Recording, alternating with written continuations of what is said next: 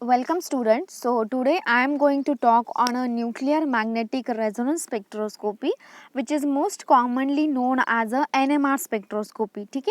So what it is actually, so here are some introductory part of this NMR spectroscopy, which is based on the absorption of electromagnetic radiation in the radio frequency region, and that region is 4 to 900 megahertz by a nuclei of the atoms. Okay, or in a simple words you can say this technique which is used to observe local magnetic fields around the atomic nuclei. Okay, so the proton nuclear magnetic resonance spectroscopy, it is one of the most powerful tool which is used for elucidating the number of hydrogen, that means protons, which are present in the compound. Okay, so this technique is used to study a different variety of nuclei, like here you can see H1, then N15, F19, C13 and P31. So this nuclei can be studied by this nuclear magnetic resonance spectroscopy. Okay,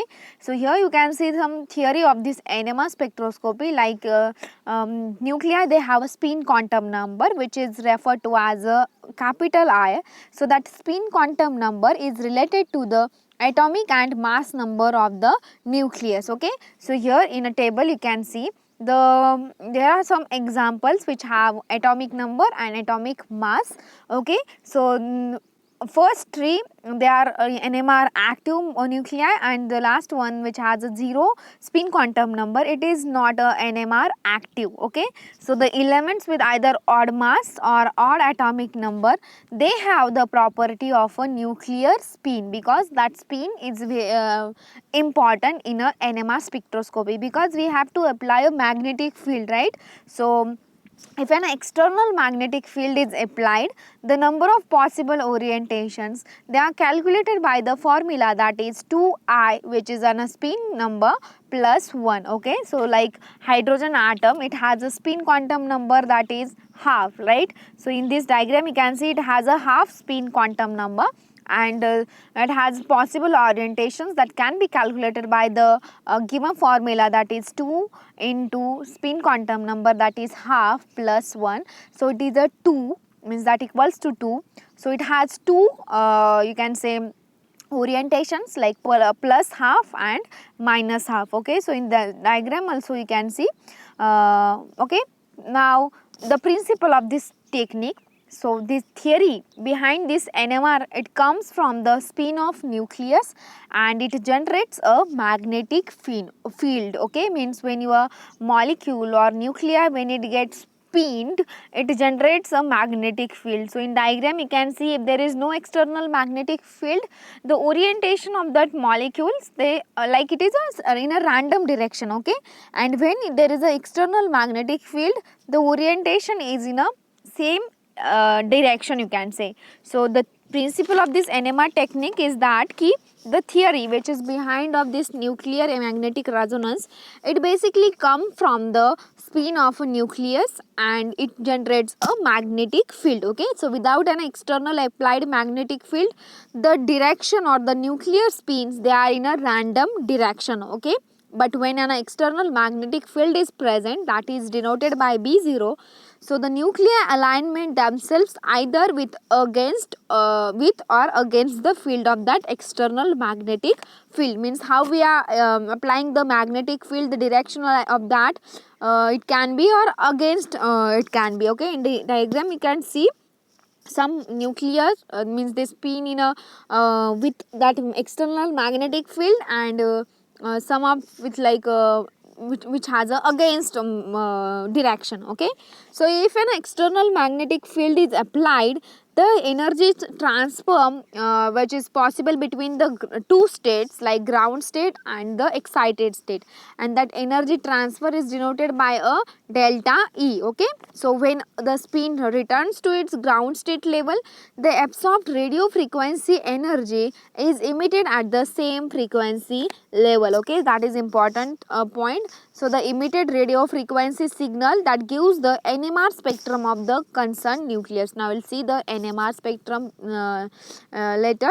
Okay, the emitted radio frequency, is directly proportional to the strength of applied field, means how much we applied the field, that can be proportional to the radio frequency. Okay, so it can be calculated by V is equals to gamma B0. B0 is your magnetic field, you can say, upon a 2 pi. Okay, so B0 is the external magnetic field which is experienced by that proton molecule or by that nuclear molecule, and gamma is the magnetogyric ratio, that means the ratio in between the nuclear magnetic moment and the angular movement. Okay, so as I told you, you will see the NMR spectrum. So here you can see the NMR spectrum, which is plot of intensity of NMR signals versus the magnetic field. Okay, so there is a down field or off field, you can see, and how that frequency, you can see shielded and deshielded nuclei there.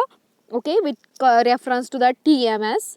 So now the instrumentation of this technique, like which are the parts which are important for this technique. First one, that is a sample holder, correct, because it is like it is a must thing about the any technique, because we have to, like we are analyzing some sample, so there should be a specific place for that sample holding, so you can say the sample holder. Then second one is the permanent magnet, then third one is the magnetic coils, fourth one is the sweep generator, fifth one is the radio frequency transmitter, sixth one is the radio frequency receiver, because some radio waves are transmitted, so there should be have a receiver also. And the last one, that is readout system, by which you can like collect that data or we can record that data. So for that we need a readout system. Okay, so we'll see one by one parts of this instrumentation. Like first one, that is a sample holder. So which type of glass you can use for this process? So that is a glass tube which has a 8.5 centimeter long and 0.3 centimeter in a diameter. So that can be used to hold that sample. Then second one is the permanent magnet. So the role of that permanent magnet is to provide a homogeneous magnetic field at 60 to 100 megahertz. Then magnetic coils we required. So these coils, they induce a magnetic field when current flows through them. So for that we use these magnetic coils. Then sweep generator, which is used to produce the equal amount of magnetic field which is passed through that sample. So for that we need a sweep generator.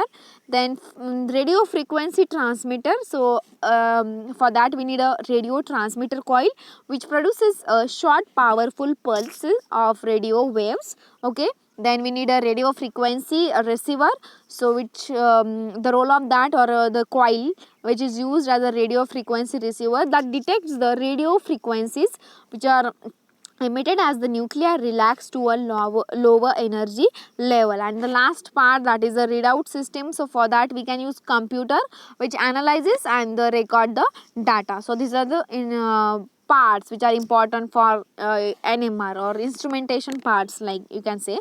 Then there are some solvents which can be used in case of NMR spectroscopy. So here you can see the solvents which are normally used in hydrogen replaced by deuterium, sorry, which are used in an NMR spectroscopy.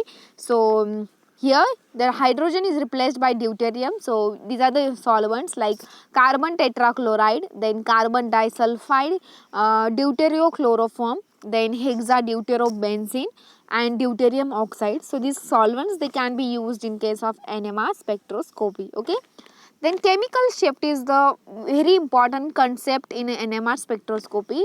So it is defined as the difference in parts per million, that is ppm, between the resonance frequency of the observed proton and tetramethyl silane, that is TMS, so hydrogens. Okay, so as we have already seen ki there is a graph which is plotted for that with reference to TMS. So they have mentioned about here, like this chemical shift is very important. So it is the difference in ppm between the resonance frequency of the observed proton and tetramethylsilane hydrogens. Okay, so TMS is the most common reference compound in NMR, right? So we have already seen ki there is a graph, right, with reference to NMR. Basically, this TM is very commonly we used as a reference compound in this technique. So it is a said at delta 0 ppm. Okay, so the chemical shift which is denoted by delta is the ratio of frequency of signal minus frequency of reference divided by spectrometer frequency into 10 raised to 6. So by this formula you can calculate the chemical shift. Okay, there are some factors who can affect this chemical shift, like electronegative groups, then magnetic anisotropy of pi systems, and hydrogen bonding. Okay, so these three factors, they affect this chemical shift. Okay, so now we'll see how they affect this chemical shift. Means either it increases chemical shift or it decreases chemical shift. Okay, so first one, that is the electronegative groups. So these electronegative groups, they attach to the carbon hydrogen system. Electronegative means they have a negative charge, so they decreases the electron density which is around that proton, right? And if there is a less shielding, that means deshielding, so the chemical shift will increases. Okay, so here you can see the compound, like first then you can see there is a chemical shift. How they increases this chemical shift, you can see by adding the electronegative groups. Okay, like bromine, chlorine, fluorine. Okay, so that these are the electronegative groups. When they attach to this carbon hydrogen system, they increases the chemical shift. Okay, then another factor, that is a magnetic anisotropy of pi system. So this word anisotropy, it means non-uniform. So magnetic anisotropy, that means there is a non-uniform magnetic field. Okay, so electrons in a pi systems, like for example aromatics, alkenes, alkynes, carbonyls, etc., they have a they are in a pi system. They interact with the applied field which induces a magnetic field, and then it causes a non-uniform magnetic field, that is anisotropy. So it causes both shielding and deshielding of protein. That means it either increases or decreases the chemical shift. For example, benzene is the example of that compound which after it like when it applied in that system, it deshielding and shielding of that protons, they are responsible due to the presence of this benzene. Okay, so and the last factor who affect this enzyme activity, that is a hydrogen bonding. So protons that are involved in hydrogen bonding, that typically change the chemical shaped values. Okay, means जे काय present असतात proton, they changes the value of chemical shift. Means the more hydrogen bonding, more protein will be deshielding. That means chemical shift value is more. So that is due to the presence of hydrogen bonding. So these are the factors who affect this chemical shift. Okay, then next point, that is a proton NMR. So most common for this NMR is based on the hydrogen, means H1 nucleus or proton. That's why they named it as a proton NMR.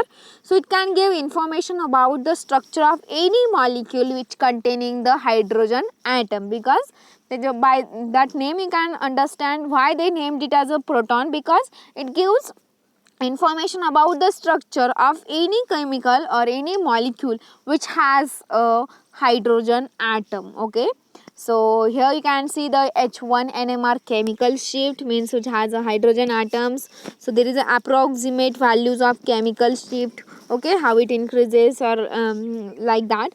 So there are different types of carbons you can see which has approximate chemical shift which is in a ppm. Okay, then proton NMR spectra of ethanol. So H plus means ethanol also contains hydrogen atom, so it can give information about that molecule, right? So three types of proton it has. So CH3, CH2 and OH. So H3, H2 and H, they are the three types of protons. So this spectra is given by proton NMRs of ethanol molecule. Okay, here you can see the NMR spectra of benzene which has also a hydrogen. So this benzene, which is an aromatic, you can say it has an aromatic structure, right? So hydrogen shows peak in the chemical shift scale, like you can see the 6.5 to 8 ppm. Okay, From the above spectrum, benzene has same type of protons and it shows a single peak at 7.26. Okay, here you can see. Then now the how you can interpret this H1 NMR spectra. So number of signals which indicates how many different kinds of protons are present in that molecule. Okay. Then position of signals which indicates something about the chemical shift and magnetic environment of that proton. Then relative intensity of signals which is proportional to the number of protons which are present in that molecule, and splitting of signal, that means spin coupling, it indicates the number of nearby nuclei, usually protons. Why they mention here spin? Because if your molecule is not spin according to your magnetic field, it cannot analyze by this NMR, because there is a spin which is very important. When we applied a magnetic field, that molecule will be spin, right, in either a same direction or in against of that electromagnetic field, right. So that is all about the NMR. Now it has some applications, like it used in a biology to study the biofield, cells, different organs, and biomacromolecules like nucleic acids. Nucleic acids means your DNA, RNA, right, then carbohydrates, proteins and peptides, and also labeling studies in a biochemistry. So it has very important role in a biochemical you can say practicals or biochemistry. It is used in physics also and physical chemistry to study high pressure diffusion, liquid crystals, then liquid crystal solutions, membranes and rigid solids also. Then it is also used in a food science. This technique is used in a pharmaceutical science to study the pharmaceutical and drug metabolism also, and it is also used in a chemistry to determine the enantiomeric purity, then elucidate the chemical structure and organic and inorganic compounds, right. Then in macromolecules means ligand, the reaction in between or interaction in between macromolecule and ligand. So that can be studied by this NMR spectroscopy. Okay. Now H1 NMR spectroscopy, it has some applications, like it can be used for structure elucidation. Okay. Inorganic solids, like inorganic compounds, they are investigated by solid state so easily, means the molecule who has, like you can say, protons, that can be means the information of that molecule can be can be analyzed by this type of a spectroscopy. Okay, so that is a H1 NMR spectroscopy. Now this NMR, it has application in medicine also, like MRI. So it is a specialist application of multidimensional Fourier transformation by NMR.